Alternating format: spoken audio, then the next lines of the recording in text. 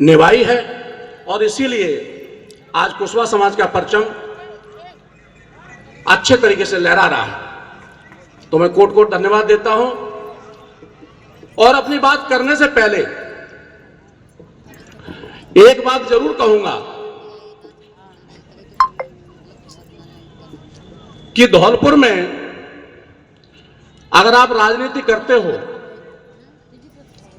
तो राजनीति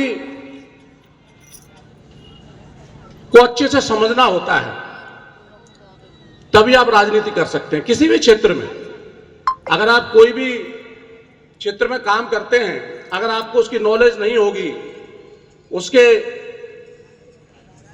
हर पहलू की जानकारी नहीं होगी, तो आप उस क्षेत्र में सफल नहीं हो सकते।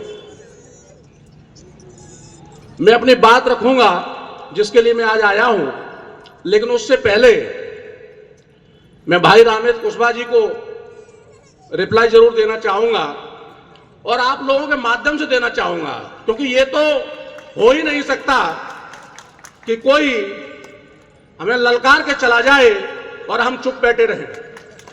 तो आपको पूरा जवाब मिलेगा और तमीन के साथ मिलेगा और सभ्यता के साथ मिलेगा और सबूत के साथ मिलेगा। मैं आप लोगों से एक चीज पूछना चाहता हूं, खासतौर पर युवाओं से, कि जब भी हमारा चुनाव होता है या कोई भी फंक्शन होता है, आप सभी लोगों को कैसे पता चलता है?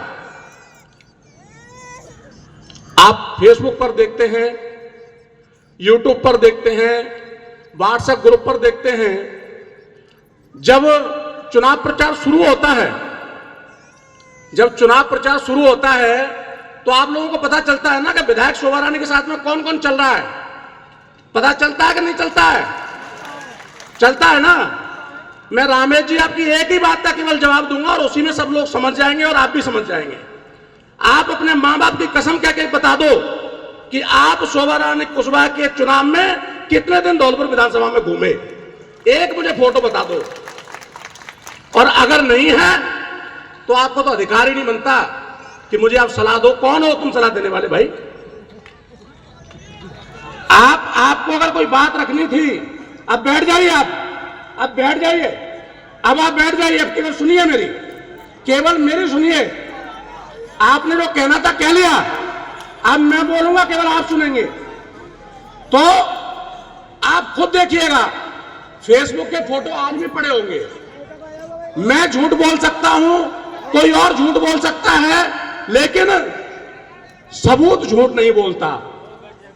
फेसबुक की आईडी चेक कीजिए, जितने भी दिन प्रचार प्रसार हुआ है, कौन से गांव में कितनी जगहों पर कौन कौन व्यक्ति कुशवाहा समाज की लाज बचाने के लिए लड़े थे, यह आपको पता चल जाएगा।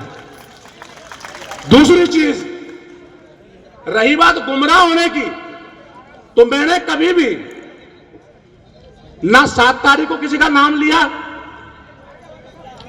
और ना पहले किसी सभा में ऐसा नाम लिया कि कोई व्यक्तिगत किसी का नाम लिया हो।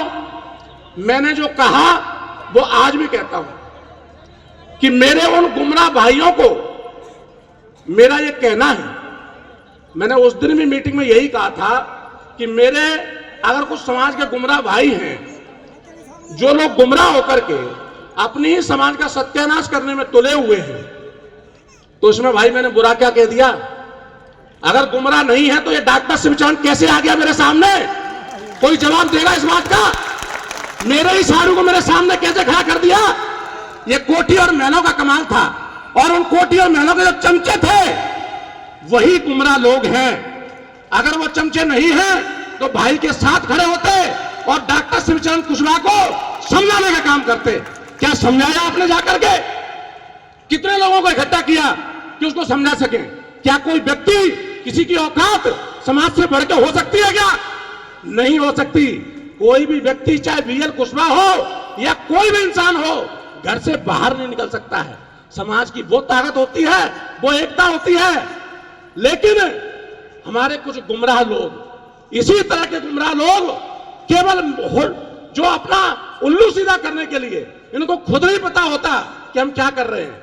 केवल कोटी और महिलाओं के कहने पर उनकी आवाज बनके आपके सामने आते हैं।